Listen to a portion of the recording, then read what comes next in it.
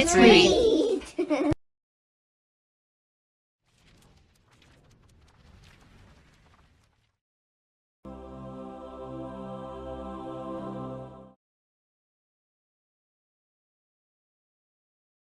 All right, Chapter 8.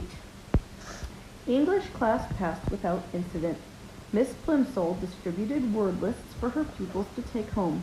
The more words you know, she explained, as always, the more exactly you can think. There were some difficult new words John noticed. Avarice, indigestion, acidity, unhealthiness, moderation, digestibility. As Miss Plimsoll explained the meaning of each one, it seemed to John as though they had all a special bearing on his present uncomfortable condition. At last the bell rang. "Very well, class," Miss Plimsoll said. "Time for outside activities. Good afternoon." "Good afternoon, Miss Plimsoll."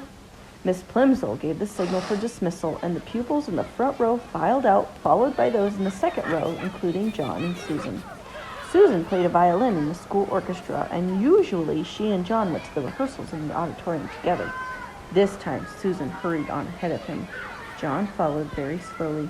Why didn't she walk with him this time? Because of the coin. I think she's still upset.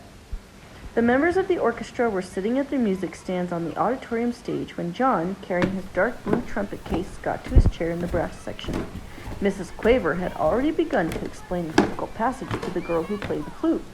"Just after Jay sings, 'Nestlings chirp and flee,'" she was saying, "you come in with your trill. Do-do-do-do-do-do. Do you see the place on your score? Good." "Ah, John," Mrs. Quaver exclaimed, seeing him in his place, "I'm glad you're not absent. As I have just told the others, this afternoon we're having the first joint rehearsal of my arrangement of A Boy's Song by James Hogg.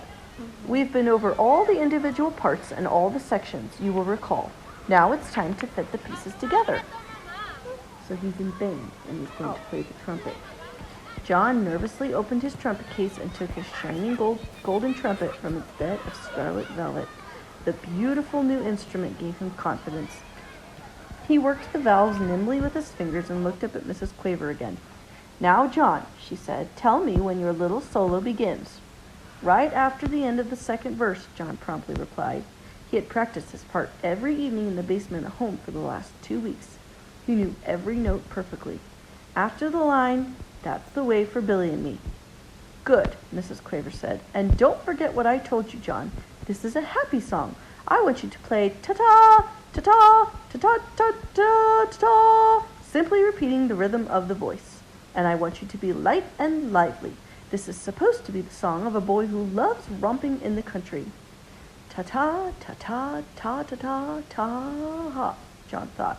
That shouldn't be too difficult, even with the whole orchestra listening to him. He had played it over and over again at home, but he would have to try extra hard here. This was to be his first solo. Everyone else was depending on him to play it properly. "Right," said Mrs. Quaver brightly. With her baton, she rapped twice sharply on the music stand before her. All the musicians brought their instruments into playing position. Susan poised her bow over the strings of her violin. John held his trumpet close to his mouth and wiggled his fingers on the valves. Mrs. Quaver's baton moved from side to side, up and then down, and the cymbals clapped and the drums thumped. The pianist brought his fingers down on the ivory keys of the piano.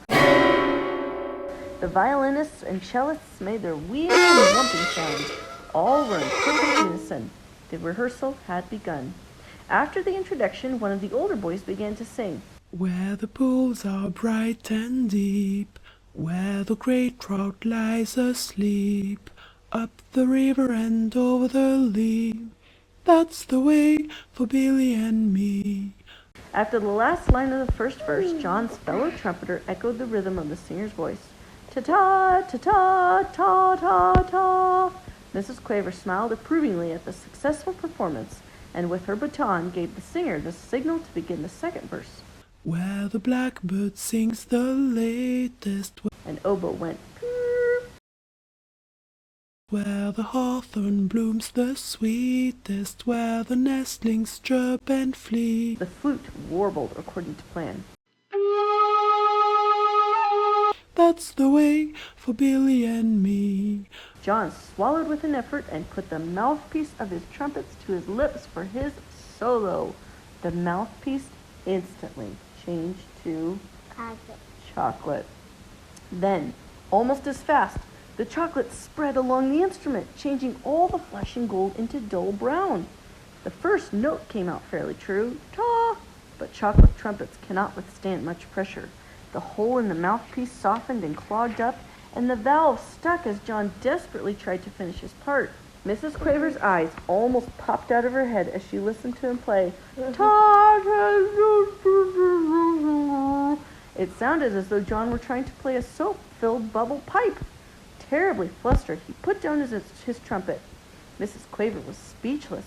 The orchestra was rocked by uproarious laughter.